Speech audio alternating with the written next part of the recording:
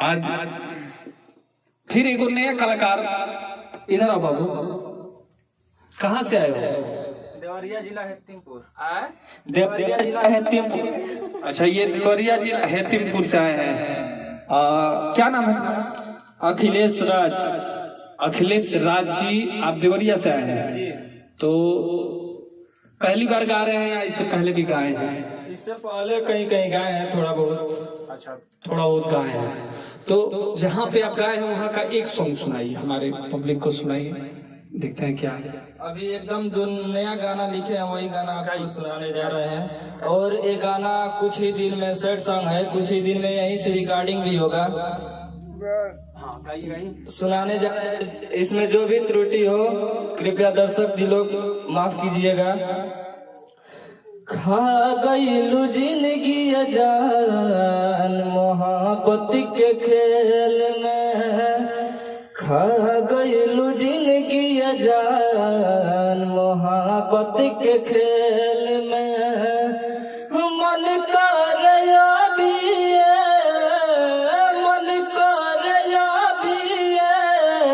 कटा जाई रेल में, खा गईलू जिंदगी अजान मोहब्बत के खेल में। खत्म कईलू जिंदगी अजान मोहब्बत के खेल में। मिलित नौन के हमार लसियों निरख के, फुट फुट करई है मिलित मुहवो न देख के। हो मिलित नौन के हमार लसियों निरख के, फुट फुट करई है मिलित मुहवो न देख के।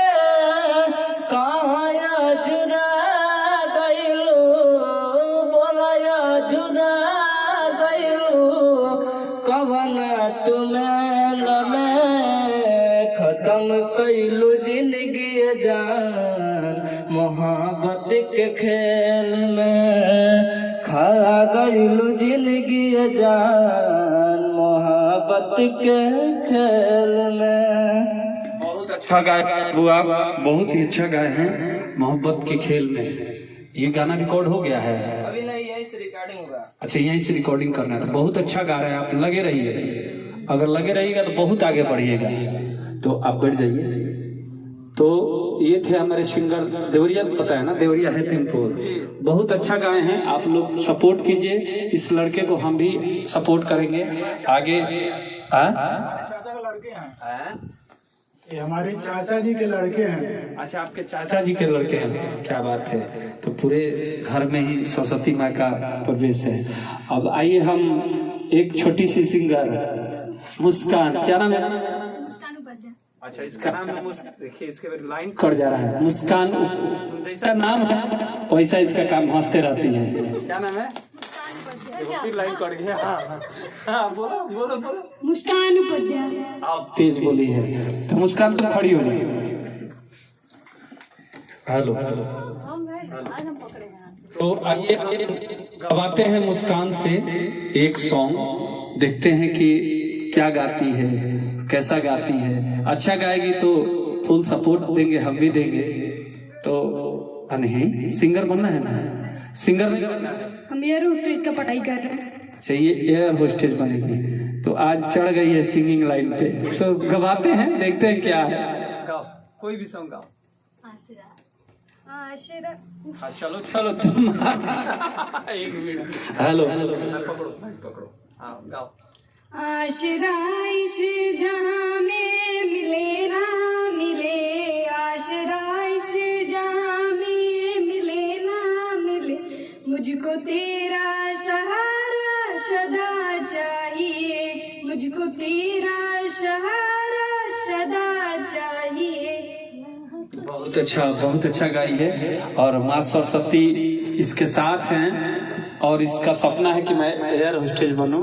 तो मैं माँ भवानी और भोलेनाथ से प्रार्थना करूंगा कि इस लड़की का जो भी सोचा हुआ बात है वो पूरा हो।